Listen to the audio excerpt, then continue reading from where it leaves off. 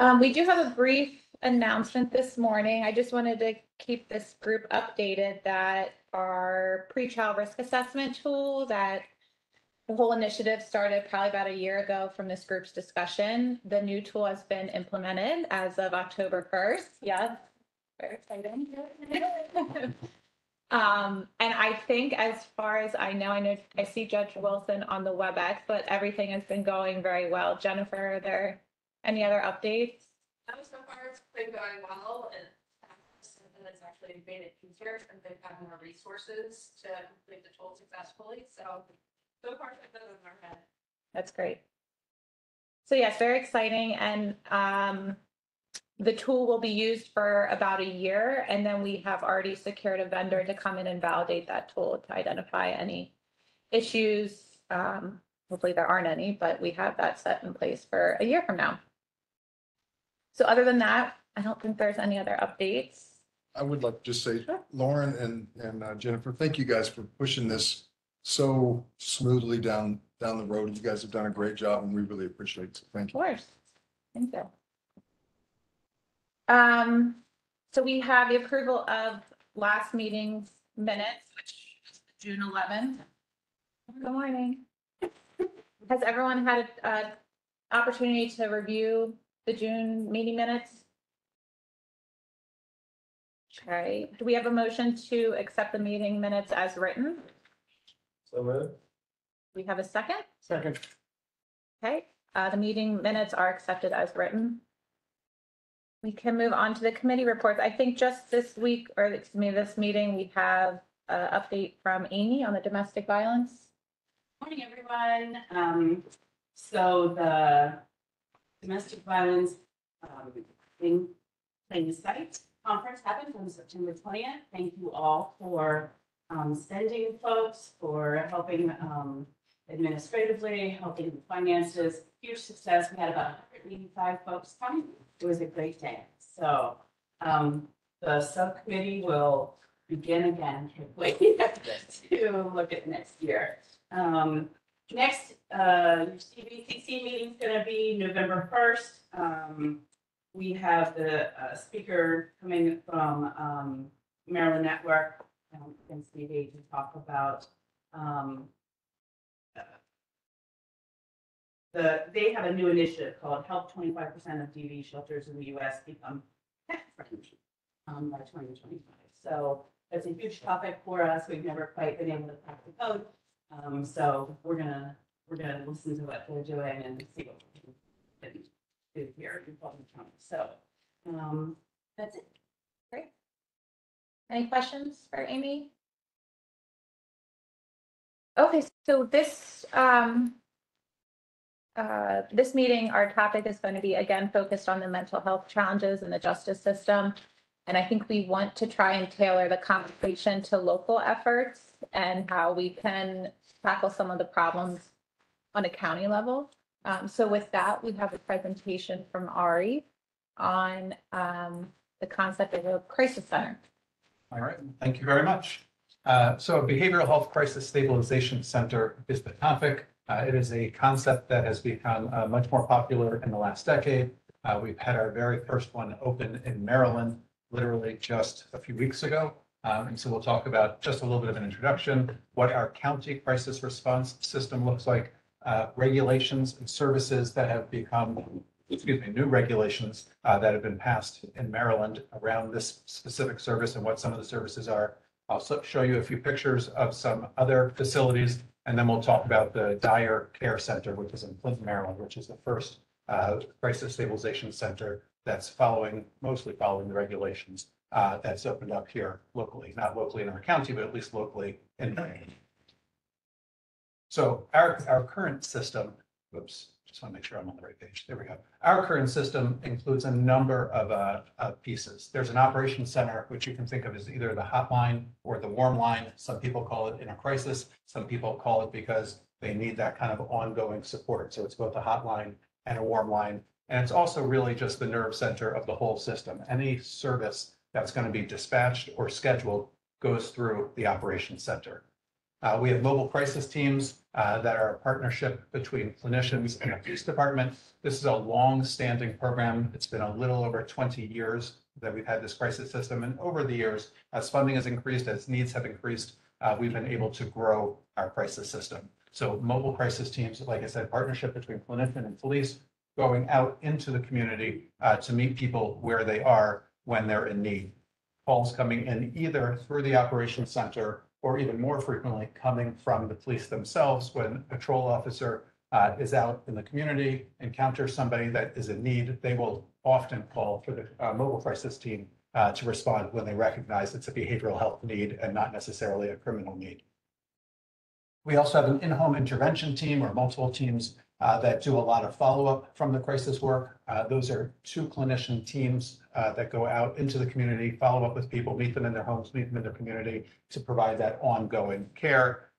There's an urgent care center. That is a scheduled service. It is not a walk-in service, and that's the major difference between a crisis stabilization center and what we have with urgent care. But urgent care is the opportunity for a person to get a scheduled appointment with a psychiatrist and or with a therapist or a clinician who can do evaluations, who can do some bridge work between whether a person has a provider but hasn't been able to get there, or they need a provider and they need to make those connections, but maybe they're in need of medication, maybe they're in need of an assessment in order to get to a level of care. So we have the urgent care center, and generally speaking, a person can get an appointment within 24 hours. Sometimes it goes up to 48, but it's pretty quick. But again, it's not a walk-in. You can't just show up at the urgent care center. It is a scheduled service. They do critical incident stress management, which are after crises happen or after events happen, and a group feels like they could really benefit from having somebody come in and do a facilitated discussion with them about what they experienced. We have a lot of need for those critical incident stress management situations. They do a lot of outreach and training in the community. They do the CIT training with the police department. And then much newer is the 911 call center clinician, which was a pilot, but has now become just a part of the system where there are clinicians who are in the 911 call center so that the 911 operators, when they encounter a person with behavioral health needs, immediate needs, rather than sending police or EMS, that they can talk to the clinician and the clinician can, try to triage what might be happening, what they could help with. And then what we have found, not intentionally, but what we have found is that so many of the callers, while they need police, fire, or EMS, or some combination of those, really benefit from talking to the clinician while first responders are en route. So that when the first responders do arrive at the scene, the person is more calm and more able to speak with those folks there because they've been speaking with someone on the phone at the 911 call center. So that's our current model that we have. Just some brief data, the hotline or the operations center received over 14,000 calls in FY 2024. The mobile crisis teams, the police and the therapists, going out together was a little over 2,400 times. They went out into the community to respond. We scheduled 828 urgent care center appointments last year, and we have 430 individuals we can say were diverted either from going into criminal justice or going to the hospital. And about 80% of callers to the call center are resolved on the phone, right? So the vast majority of people, when they call, are able to get what they need from the counselor on the phone as opposed to needing an in-person response. And that's very consistent with national models of how call centers work and how crisis services work. Somewhere between 75 and 80% should be managed over the phone itself. When we talk about those diversions, I'm sorry, you can say there if you want, but when we talk about the diversions, part of the reason the diversion number isn't higher is because we don't have someplace to go, right? And that's where the Crisis Stabilization Center really fits into the whole overall model. We want to reduce the number of people going to hospitals who don't need hospital level care. Obviously, if someone needs to be in a hospital, they should be in a hospital. But there are many behavioral health incidents and folks who are struggling who would benefit from a place to go, but not necessarily needing to be in a hospital. We've heard from our hospitals over and over again, both in Baltimore County, across the state, and across the country, how emergency departments are overwhelmed with people who don't need hospital level care. So the Stabilization Center is one opportunity to address that need. So if you go on to the next one, here's the. So where is the urgent care center? Where is it physically? It's in the same location as the Operations Center. It's in Towson. Oh, Yeah. But a person can't walk in. yeah, no, but I mean, if we were to try and expand, would that be a location that they could do it or? Maybe. But right now they're on the second floor. It's, it's a building that has lots of different offices in it. Not sure that the landlord would want that there, but it's certainly a discussion. And they certainly would need a lot more space. Because as you can see from the regulations that are here, these were approved this May. It's a 24/7 model, right? It's like a hospital in the sense that it's always opened, staffed with psychiatrists or psychiatric nurse practitioners. You also have licensed clinicians, peers, nurses. They can serve an individual for just less than 24 hours. So it is not an overnight, you're not staying overnight. Now, you may be there overnight because it's a 24-hour, 2359 program. So your hours may go overnight, but you can't be there for longer than a day. That's from the regulations perspective. They have to accept all referrals, right? So it's a no wrong door kind of a model where anybody who presents, and you work with them and you get them the services they need. And you have separate entrances for the public and for first responders so that when police or somebody else brings somebody to the center, they can be in and out usually under 5 minutes. So they're not waiting with the individual at the emergency department, as often happens, or waiting for a triage period. They literally have their own entrance. They come in, they provide information, and then they're back on the road to doing the rest of their job. So you have those separate entrances for the first responders. Everybody's going to receive, when you get to the center, everyone's going to receive some kind of a physical health assessment, right? You're going to get a psychiatric evaluation. It may be a psychiatrist, it may be a nurse practitioner, maybe a physician's assistant. You'll get some kind of clinical assessment from a mental health professional. And then you'll get just time to kind of calm down, to decompress, to deal with what has been happening. A lot of work around treatment planning and referrals. And then there's social engagement, because we want folks to be with each other. And we know when they leave the center, they're going back to the community. So we don't want to isolate people in a room and then say, okay, your time's up. Hope you did some good work here, back to the community, right? It's designed specifically to encourage social engagement.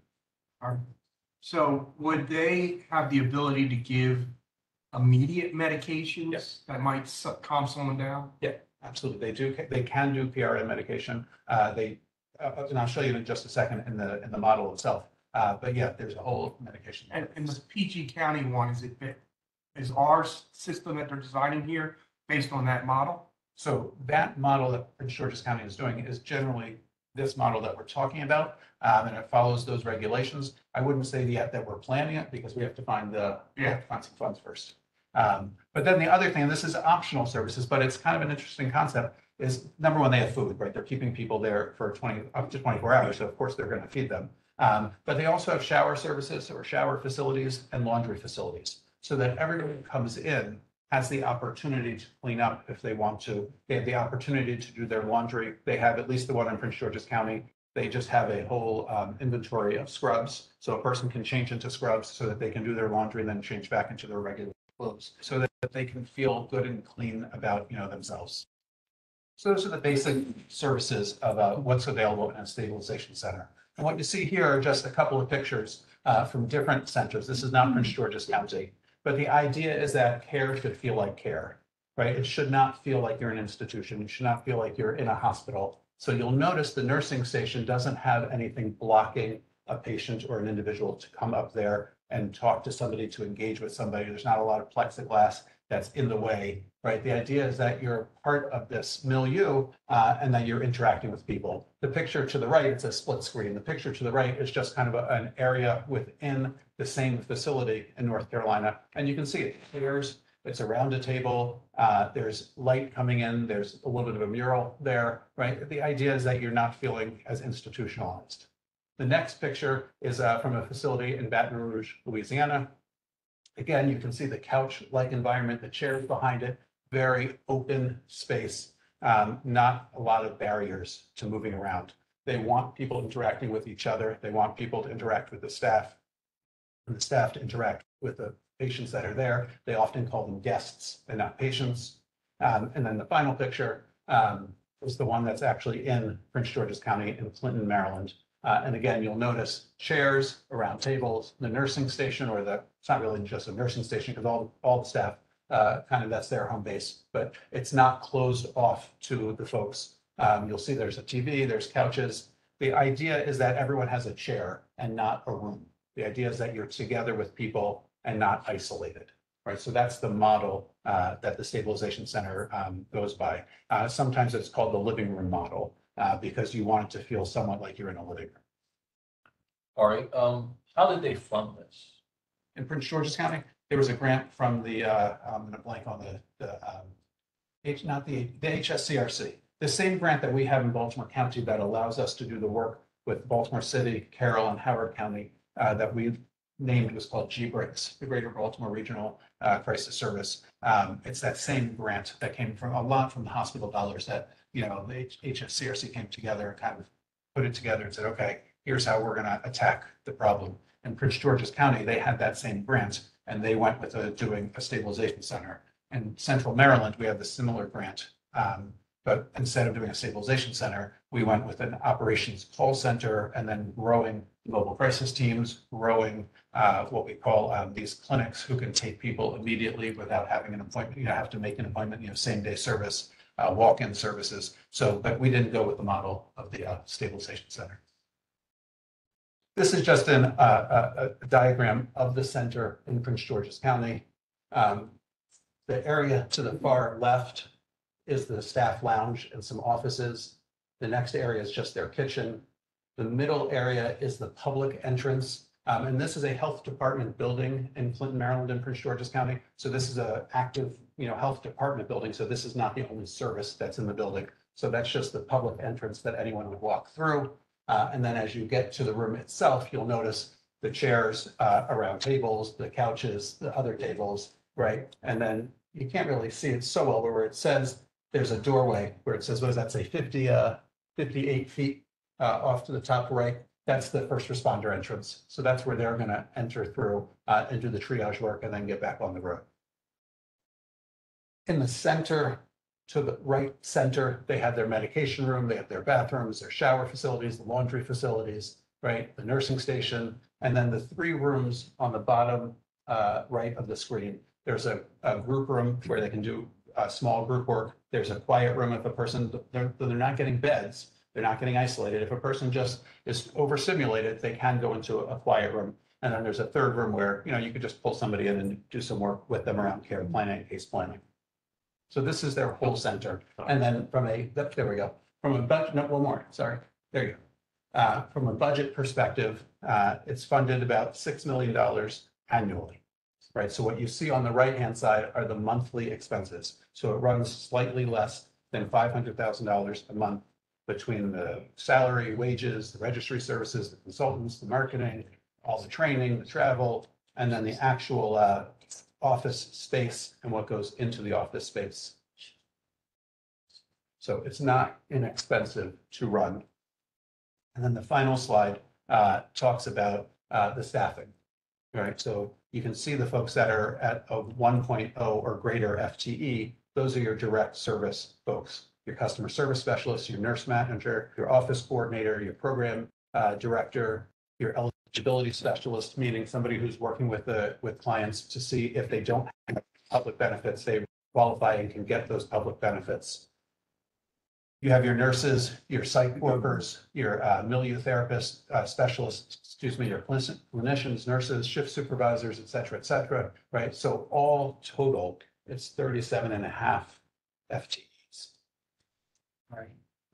So the Dyer Center is in a government building with health center and other things in it. Does that building have security and that's why there's not specific security in this, or do the regulations say anything about allowing or not allowing security? The regulations are quiet on security. The building itself has, like all of our buildings, county buildings, they have a guard, but it's very minimal, right? They sit at the front, they're at a desk, the person walks in. But the model itself does not build in security, right? It's not meant to be a secure facility. It's not meant to be, we've got you and we're going to hold you. This is a place where you can come to get help.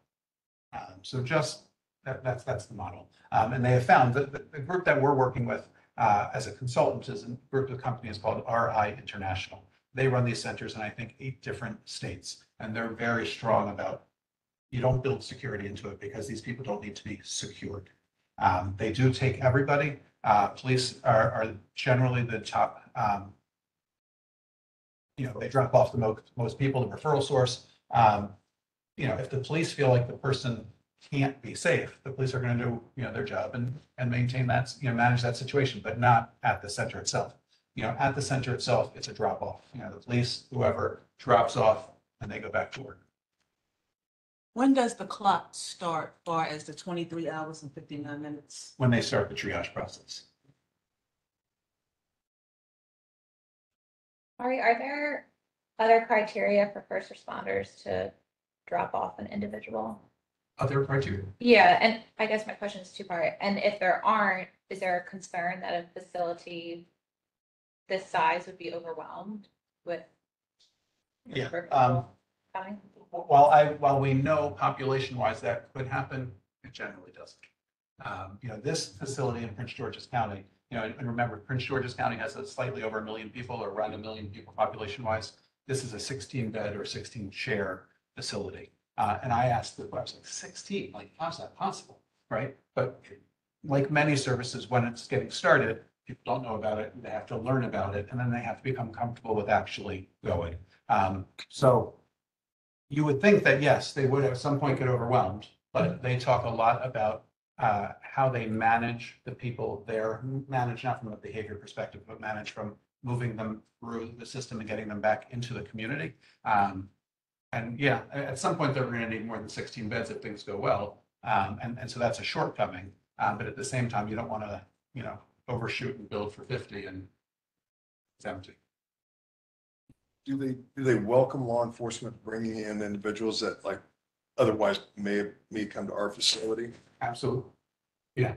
The idea is that you're never bringing the wrong person, right? If they do the triage and like, okay, then it's their job to get them to the right place. But it's always, can this person come here? Yes. Would they have? Yes. But they do? Yes. Right? The idea is you always start with a yes. And then if you somehow figure out that they can't because either their medical situation is too acute and they need a hospital, their criminal justice situation is too acute that they need police involvement, right? There may be those. It may happen, but the model itself is based on, yes, they can come here. Back to the chief's question earlier about the funding source. Are there, across the country, are there models where the hospitals, local hospitals or national hospital chains are supporting this in communities? Maybe, right? It's not so clear. The idea of keeping people out of hospitals is highly attractive, but hospital systems by and large haven't necessarily invested in doing it themselves, right? There is a group in, I want to say it's Oklahoma, but I could be wrong, where the hospital system itself kind of took this on and built a whole brand new building for multiple services, but including this service, and it really put in there. I'm blanking on the name. It's the Huntsman Foundation, right? John Huntsman was a senator. He is in Utah, but his family has the foundation, and they built some massive cancer research institute, and I think it's in Utah, in Oklahoma. But I can always check the state. But then he and his foundation have gotten very much into crisis care. So then they built something at that hospital specifically for crisis care. So that's a hospital version, but generally it's not hospital based. So, I'm sorry, just one. Oh, sorry. Yeah. And the regulations specifically preclude hospitals from doing it on their grounds. Now, Johns Hopkins or Maryland or somebody could do this. They just can't do it on the grounds of their current hospital. I'm sorry. So, about 6 weeks ago, a Banner newspaper reporter contacted me about these kind of cases and what we were missing. And despite the fact that my whole approach was, this is something we're not doing right and we need to look at this, as in what you're doing. The article came out very negative, but people should look at it because it's a perfect example of at least 3 different cases, particularly one where the police had to answer 911 calls like 15 times in a day.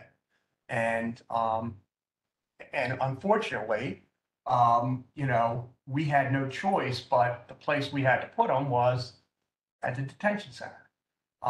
And so if you read that article, you'll get a perfect example why this is needed and why it would work. And despite the fact that I'll never talk to that reporter again, because his article did not reflect my approach, I do think it was important that people see the need for all of this. And Scott, thanks for bringing that up. Actually, in December, Meg and the police team are going to help pull together kind of case studies, and that's going to be one of them, the case that was referenced in that article, so that this group can really make sure we're getting the flavor of the individuals that are being served by, the police department's team that we might want other alternatives for. So Right. kind of digging further into, is this really the approach that we want to push as this body, or is there something else to continue that conversation? So thanks for bringing that up, because Meg is going to be pulling that together for December, and I think that'll be an interesting conversation. Yeah, and Meg, you might want to check with Joy, because she and I were exchanging emails about all these cases. Yeah. And so she was feeding him information also. I was. Okay, yeah, and just so you know, she was almost as mad as I was. Yeah. So. Rebecca, is that, or Meg, that's focused on adults only, or is that also inclusive of? We haven't gone that far. We just started talking this week, kind of actually in reaction to that article, thinking, well, that might be a good topic for our next session. So, I mean, we can delve into what does that look like. I will reach out to the DSS and health teams, because one of the things that drives placement of teenagers in foster care is the gaps in mental health. For sure. Do you know what the number of clients are or individuals that are being served by the Prince George's County facility from their time of opening until current, just a ballpark figure? 25. It's only been open literally a few weeks. Oh, okay, Yeah, literally, it's only been a few weeks. just a few. Well, 25 is a And the great first number day for they just a had few to- weeks. Right, no, right, so it's really, the day I went to visit, I went with there was a whole group of us that were going down, and I couldn't make it that day, so I went the day before, and it happened to be a CIT training for Prince George's County police officers. And so I got to kind of see it from their lens. And so one of the questions they asked were, number one, where's the security, right? And number two, what if I have someone that's high? What if I have somebody that's, acting out? What, right? It's your discretion, right? You're the police officer, but if you believe that they can come here, we want them. Like, we want them to come here. We're never going to tell you no. So now the one thing I mentioned way earlier on, but I kind of just said it quickly and moved along, is I said the center in Prince George's County is mostly going by the regulations. And that's because the regulations do say that you have to serve the entire lifespan, children, adults. Folks who are operating the center are like, you cannot possibly serve youth in the same place as you're serving adults. That just doesn't work from a model perspective. And because of the physical plant that they have, it was an existing government building, they did a renovation to it, but it just didn't have the space to put separate areas for kids and for adults. So they have a waiver from the state for right now just to serve adults. So they're only serving adults in this center. Ideally, you would have a facility that can manage both kids and adults, but they need to be in separate spaces. And so that increases, number one, the footprint of the building, and it increases significantly the staffing, because you have to staff for adults and you have to staff for kids. Is this, in Clinton, is it Medicaid reimbursable? Yes, the regulations that were passed are Medicaid regulations. So it's absolutely Medicaid reimbursable, but it is open to any, regardless of insurance status, with insurance, no insurance, Medicaid, private, it's open to anyone. And part of and we'll see how this goes, right? This is really, we'll see how this goes. Right now they have grant dollars, so that, makes them whole. And this may be getting too into the weeds, but in Maryland, Medicaid billing for behavioral health goes through an administrative services organization. It doesn't go through like your MCO. The new contract that's going to be in place in January requires that the ASO, the Administrative Service Organization, receives the billing for all individuals, insurance, no insurance, Medicaid, private, and they're supposed to chase down the private insurers to get to recoup the reimbursement for that. The Medicaid is easy, there's regulation for it. The private, because of parity laws, they're required to provide the same or similar service. And it's going to be up to this ASO to really, dig into chasing down those private insurers. The reason this is very interesting is because the ASO itself, the name of the company is Carelon. That doesn't matter. Carelon's parent company also owns Maryland's Blue Cross Blue Shield. So they are a private insurer. They're also the Medicaid side. So the ability to do this, at least for Blue Cross Blue Shield, is realistic. Yeah. Other providers will see. But if the state and the federal government is willing to really dig into parity and say we are going to force providers, private insurance providers, to pay what Medicaid pays or something similar, then you have, the floodgates ring. And I say that as a positive, not as a negative. Yes. So let's talk about the 23rd hour. Yep. Right. People who are in this stabilization center then need to transition, right? Some physically need to transition, right? They may be homeless, they may have, whatever. Or they were brought there by the police, but they need transportation. So there's all the logistical stuff. But then there's also people who need connection to care, right? All the referrals. How does Prince George's work that out, or is there? I mean, the model, the way it's designed is you're spending that 23 hours, right, working through all of those things. One of the reasons why they don't want necessarily beds and rooms, we don't want people isolating, is we want people out and about with other people, similar to a community setting, and the staff are working with them from hour 1 to hour 23:59 to say, okay, how are we going to make this work? And they're realistic, and they recognize, and they've done this in other places, not everybody leaves at the 23 hours and 59 minutes. Some people are going to stay longer. It's, it takes time to get these plans in place. They won't get paid for that, right? Medicaid regulations end after that first day, or payment for it ends after that first day. But there's an understanding that some people are going to stay a little longer. And in some places, not this one specifically in Prince George's County, but there's also recognition that you can bundle different services at the same location. So you could put, let's say, crisis beds, which are up to 10 days in the same location. Maybe not part of this program, but that you have those people who can't leave after a day. They're just more intense and they have needs, and the plans coming together and whatever it is. So you could, potentially conceive of additional services at the same place. I guess that's great, but I would like, is there a possibility to connect somebody to PRP? You think so that there's case management services connected when they walk out the door? That is the role of the staff at the center, is to get that plan in place so that the person can transition back.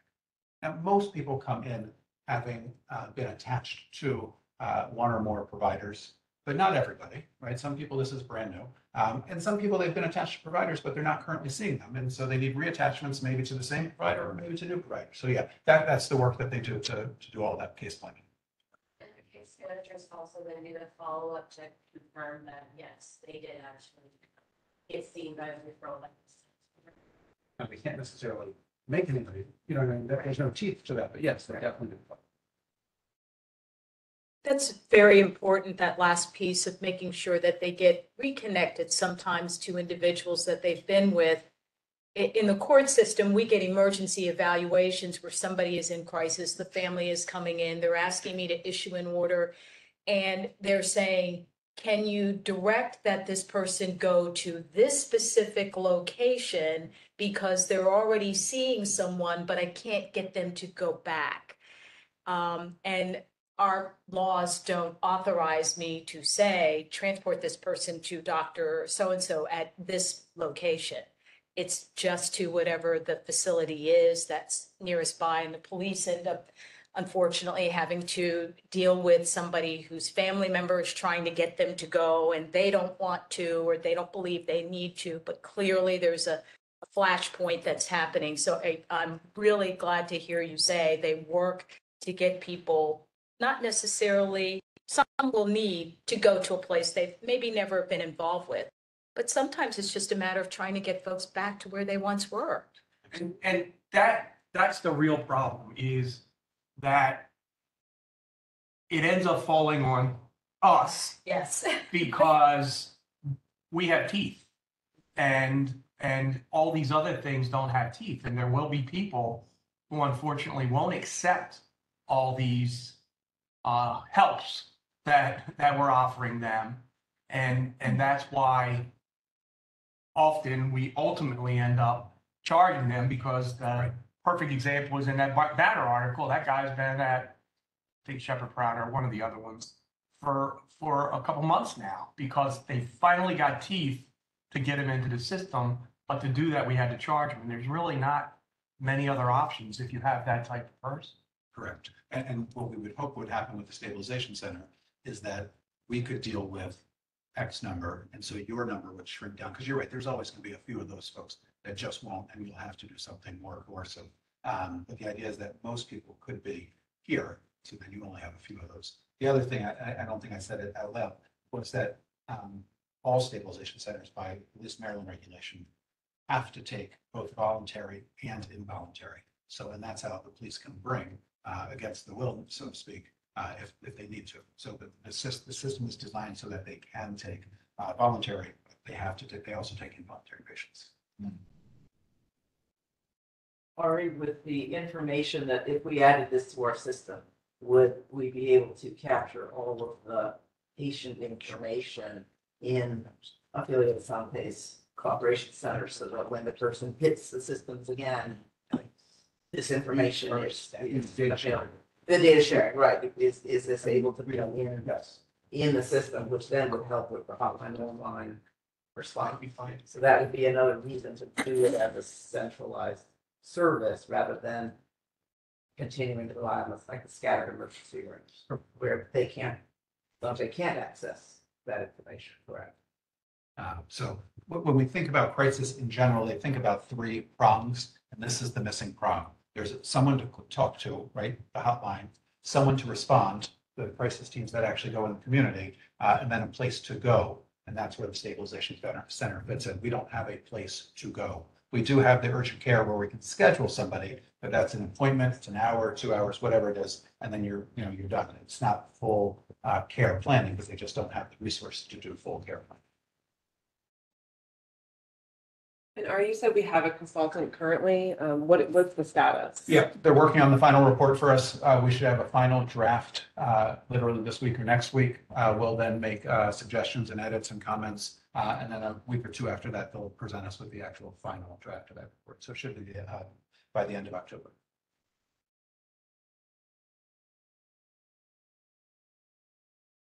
And Ari, does a center like this address any substance abuse issues, or is it just? It's across the behavioral health continuum. It's really good. Yeah. Really good. And the state, the Maryland Department of Health, is very supportive. They want to grow as many of these as possible. It's just figuring out, the dollars and cents and communities' willingness and, those kinds of things. So this is not a radical idea like it's done somewhere else, but the state wants to do it. It's just we have to all figure it out together. Another quick question. Is it, so you said that this can be voluntary or involuntary. Is this the type of center where the courts perhaps could use it as a diversion program, where they could set a case and order someone to go there to initiate services? Or they could, but it's 23 hours and 59 minutes, right? So it's just a day. But yeah, absolutely. Yeah, but If somebody says, hey, if you're getting charged and we have the ability to stet you, there's about 60 to 90 days in between there where, You're not getting access to services or. Correct. Right. I mean, They that's said the police could just take them there instead Correct. of initiating right. charges. And then if the person walked off or refused and stopped volunteering, then there would be another option, and that is, do we charge? Right. And then make them your problem. I just want to find out, Lauren did the visit to Frederick, but there is another model in Frederick, and they've been doing this for about a year and a half, I believe. And they, similar focus, full behavioral health continuum, substance use, mental health. And their setup is it's a little bit different, worthy of consideration also, but one of the interesting things that they are doing is funding it with opioid restitution. And Frederick County is putting Is this similar to the Anne Arundel County model? I don't know if you're familiar with their model. It sounds like the Frederick County might be similar to their model. It was actually a drop-in center, Okay, and then they expanded, the building they were in, the back part of it became available, so they wanted to did some of the capital construction. And they put in chairs. And they have a quiet room, so all of that. okay. They didn't have clients back there yet when we all went to tour, but they definitely were looking at that, and they were really excited to be able to. I don't know how they were gonna sustain it funding wise. I think they're, the MA, the state's gonna provide some kind of program, but they started it in a very different capacity. They started it with a drop-in center and then saw the need and then developed the actual site. It was fascinating. Before we go back, yes. And that's in Frederick County. Frederick County. Yeah, this room looks about the right size. Just kidding.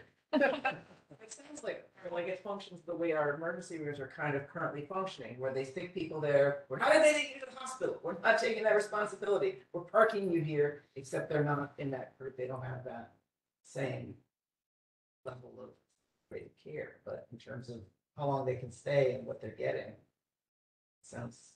I would think the hospitals would love this. Yeah. Oh, yeah, that's what I'm saying, because it would to get people out of the emergency room. You can see the working police would just take everybody there instead of the longer drop off.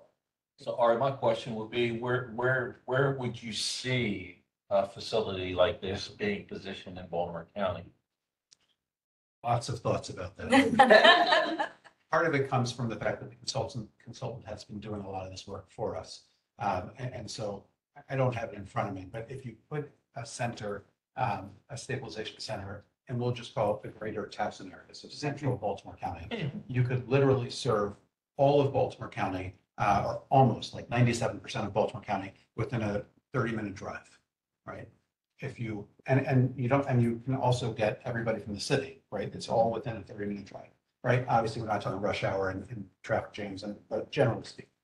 If you put it in Catonsville, you can actually only get about 2/3 of the county, but you still get the city, you get Howard County, you get Anne Arundel County, and you get parts of Carroll County, who can get there fairly quickly. And it serves actually a gross number of people in that catchment area is larger.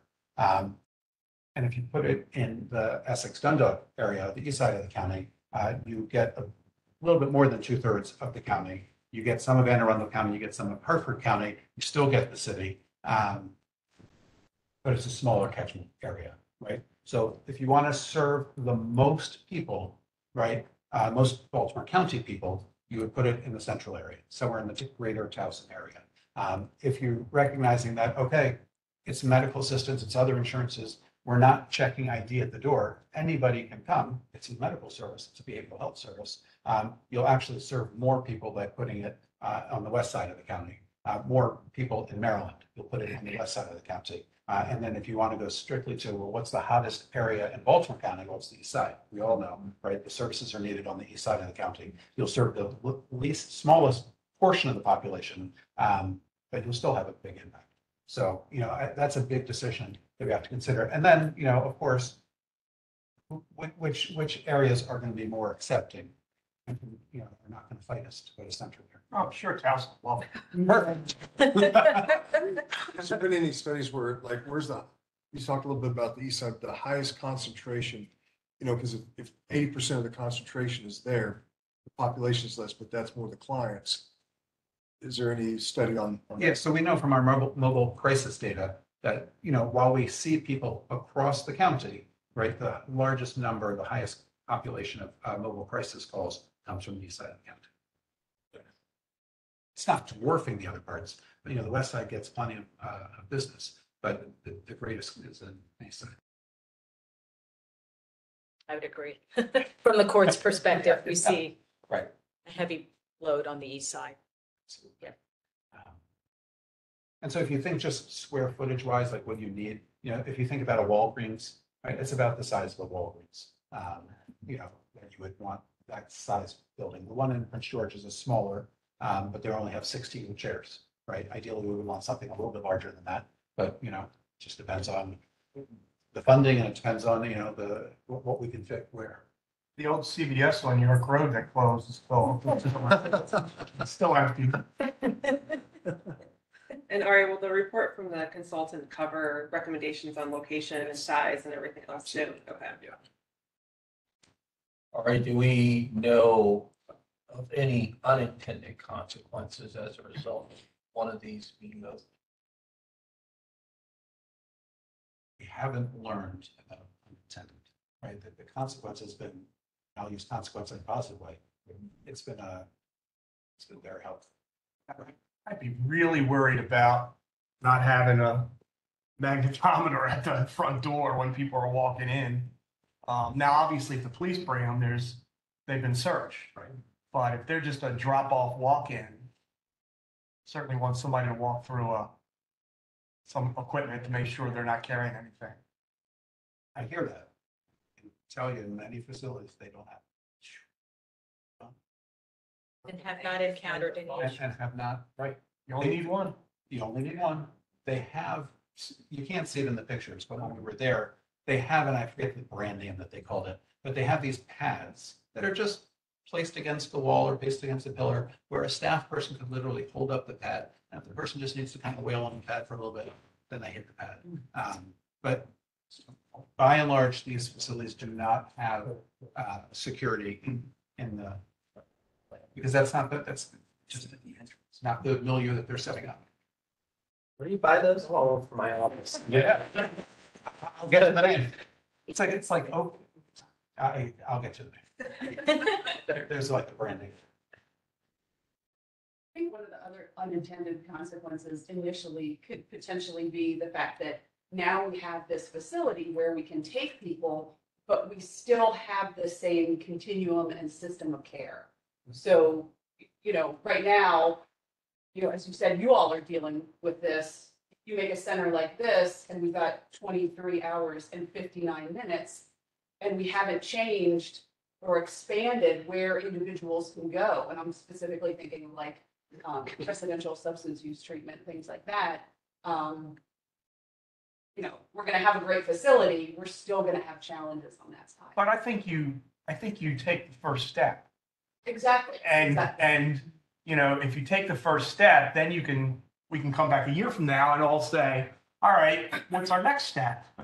But until you take the first step and take the pressure off of these folks, and there will be a certain population that 23 hours and 59 minutes is enough. There will. I don't know if it's the majority, but there will. Well, but some of these people we've already had, well, crisis has responded, I hit has gone out, they've said, this, haven't done it, hasn't done it. So maybe this is what replace it? Done, fix that house. I think the Frederick County model is kind of more along that line. Their design is a little different. I think their approach is a little different. So, to be thinking of both models and considering, now that we have two that are up and running in the state, which one fits Baltimore County best? I think Frederick County is taking more of a bring people along perspective. Do you have a point of contact that perhaps we could have invite somebody in to present on that model so that this group could kind of really hear from Frederick County?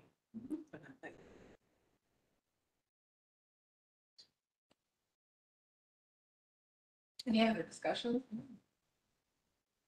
I will just add that under the Medicaid rules, Medicaid covers retroactive coverage, right? So if you apply today, they look back 3 months. So any services provided, if we do a good job of connecting people who are uninsured with Medicaid or who are underinsured with Medicaid, you can build a revenue stream for this with this population. I don't know how, Medicaid is tricky, but there is a way to build that revenue stream. As long as you connect people and get the eligibility done. I don't know if you can do it in 23 hours and 59 minutes, but a lot of hospitals, like I have contracts with some hospitals where they actually pay, it's a copay agreement. They pay 50% of a salary for me to send somebody to the hospital who does Medicaid eligibility. And they value that because they have fewer uninsured patients at the end of the day. along that same stream, because Medicaid, private insurance, this is an expensive service. I mean, even if you get full 100% insurance, it's still gonna be an expensive service. So I can't help but think in the back of my mind, how do we get some hospital benefit money? Yeah. Because this really would, it really would benefit the hospitals, and they get community benefit money. Is there all, and we just can't figure out how to tap into that. Right. Because that is definitely a funding stream. And in the long run, if you think about it, if they're not gonna have these 23/9 stays, in their ED, that saves them money that they could then turn into a community center, community-based location. But that's kind of a hard nut to crack, but definitely is, I think, a possibility, given the funding streams and grants, et cetera, that can only go so far, so.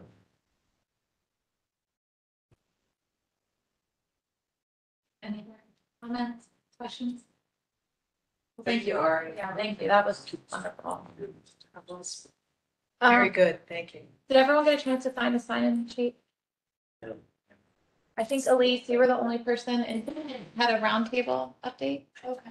I just wanted to bring something up that's been talking about in concert with our medications for opioid use disorder in the detention center. Among other challenges, one of the things, and I just want to put this out there for consideration. There's likely no yes, we can fix it just like that, but just want everyone to be aware that one of the big challenges we're seeing with that program is kind of the chaos that happens before release and getting people properly medicated before they leave and then getting them connected in the community. Because one of the keys to this program is the consistency of the medication. So when individuals have been medicated and then they are to be released and there are lots of changes that happen with that timing, they either can't get a dose, they're released and they're not connected in the community. It really, it really challenges the effectiveness of the program. Because then we've medicated someone and they're out in the community, not able to continue that. So taking that next step, they're going to medicate themselves somehow. So just want to put that out there, that that's a challenge to that program. And if anybody has any ideas or thoughts, or there are things we can tweak to try to figure that out, it would definitely help to the effectiveness of that. Thinking from the county perspective, the amount of money we're investing in that program, we're trying to make little tweaks and improve that program on a consistent basis. So if anyone has any ideas or thoughts about that, I would definitely want to talk about that, because it has proven to be a significant challenge. Thank you. So our next meeting is December 10th. We'll continue this topic. We'll have Meg and the police team present on the case studies like we discussed. And then we'll also have our GRSI team, led by Joy, go over a process resource map that we asked them to put together, which will hopefully identify any gaps in the system that maybe we can tackle locally. I think we know the gaps, but that'll put it on a map for us and then kind of help validate these conversations. And I know I've already started reaching out to a few of you, just to hi, my name is Joy. It's great to meet everyone else. This is Chanel Sacco. She is our policy analyst. She's going to be helping on this process as well. And so I know I have reached out to a few of you for mental health mapping. Please respond to my emails, not that you see my face. But as Laura and Rebecca said, we really do just want to be able to map out the process, with the start point being some level of police interaction, and then all the way down to release from a corrections facility. There's obviously different offshoots, but we'll be reaching out over the next couple of months to really put that map together. Thank you. Okay, if there's nothing else, do we have a motion to adjourn today's meeting? So moved. I'll second. Second. Okay, meeting is adjourned. Thank you, everyone. 40.